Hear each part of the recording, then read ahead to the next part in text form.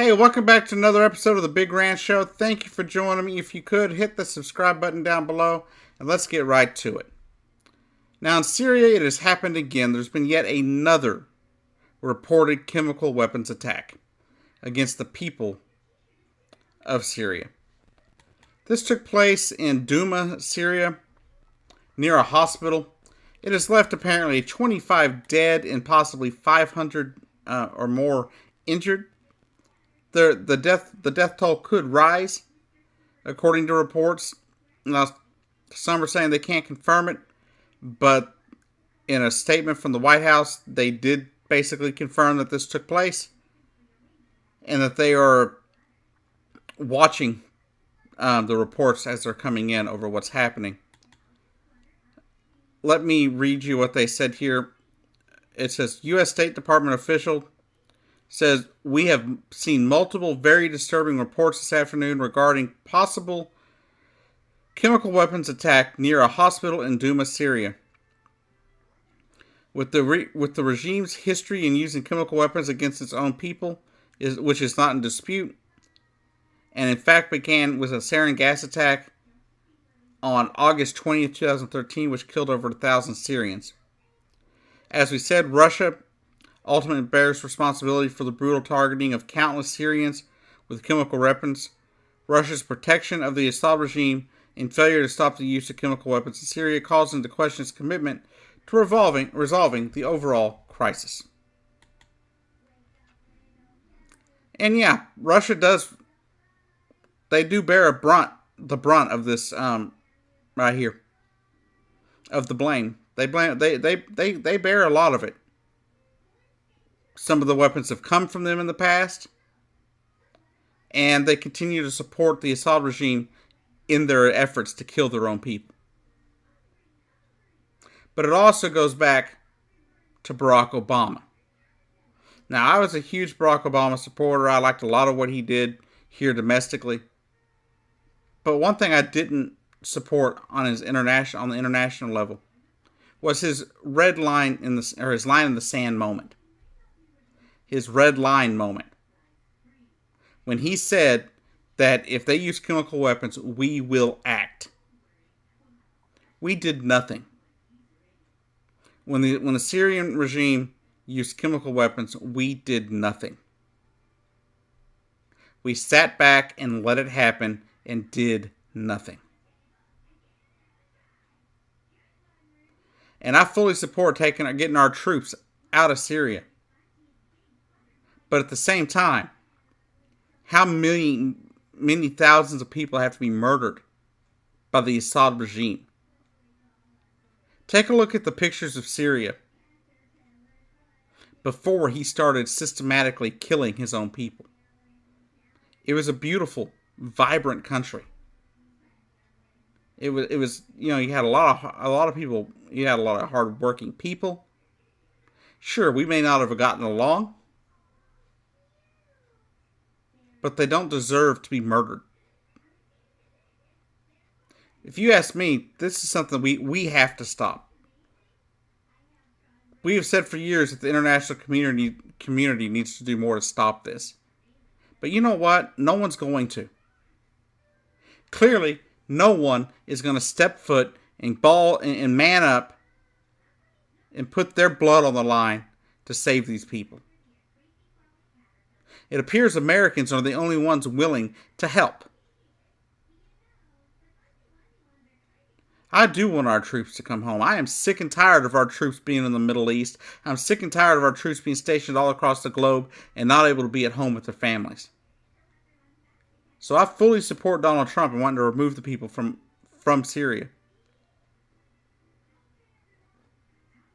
But if we're not going to do it, who is?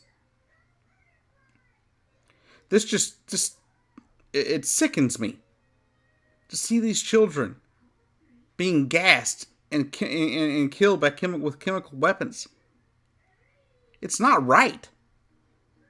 This is a humanitarian crisis beyond belief, and the UN's doing nothing about it. And supposedly we were trying to get Assad to give up his chemical weapons, but he still has them. there's the problem. There's part of the problem too. There's the difference right there between the Syria problem with chemical weapons and the nuclear problem with Iran. With Iran, there are checks and balances to make sure that they're following the nuclear accord that they signed. In Syria, there wasn't. There was no one to make sure that they followed through. We just had to trust Russia to let it happen. But guess what? That didn't help. That didn't work. Russia did not do their job. They did not ensure that Assad gave up all his chemical weapons like they said they would do. Why? Because Russia has a vested interest in Assad being propped up in power. They have a vested interest in Assad murdering his own people.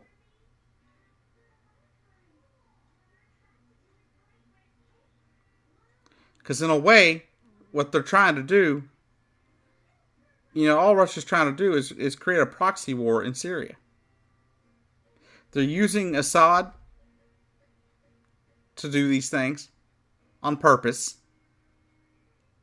They're not doing this out of because they don't care about it. They're doing exactly what they did in Afghanistan in the 80s, doing exactly the same thing.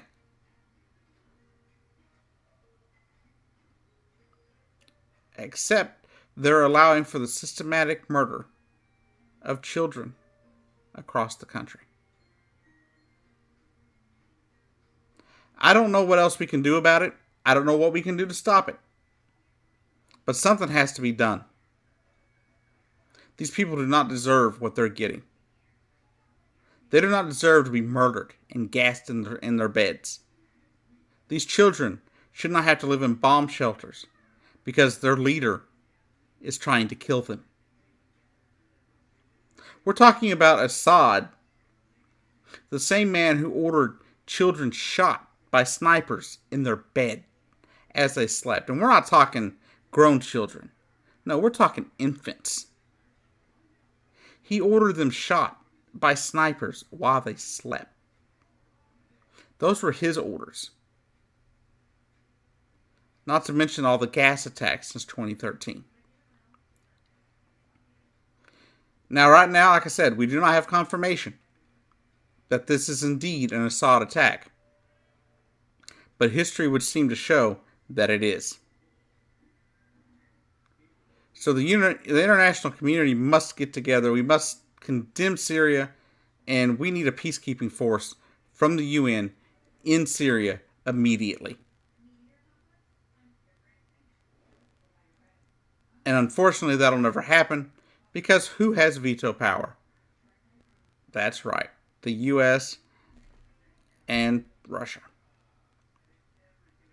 And Russia has a vested interest in Assad and the Assad regime and the systematic murder of all these Syrians because they're owed money by the Syrian regime. So if Assad falls, they could lose out on billions of dollars that they've pumped into Syria. And so, that said, this death toll is likely to rise. It's likely to go well over the 25 that they're being reported. And last little bit here I'll give you. Reports from a number of contacts and medical personnel on the ground indicate a potentially high number of casualties, including among families hiding in shelters. These reports, if confirmed, are horrifying and demand an immediate response by the international community. State Department spokeswoman Heather Neuter said, "If you ask me, this is disgusting. Assad must go. And I don't know how that happens. I don't know if Russia needs to put more pressure on him.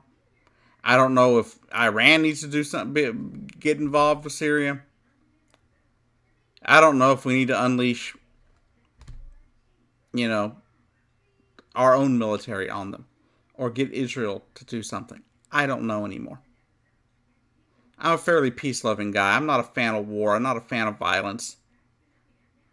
But if you're murdering innocent women and children and men, just innocent people in general, then you need to go. Either of your own accord or you need to be taken out. And since Assad is not going to go on his own, he needs to be taken out. And I don't know how we do that. I don't know what the international community can do, but we need to come together, commit to taking care of this problem and ending the misery of the Syrian people once and for all. Thank you for watching. I hope you're having a great day, and I'll see you down the road.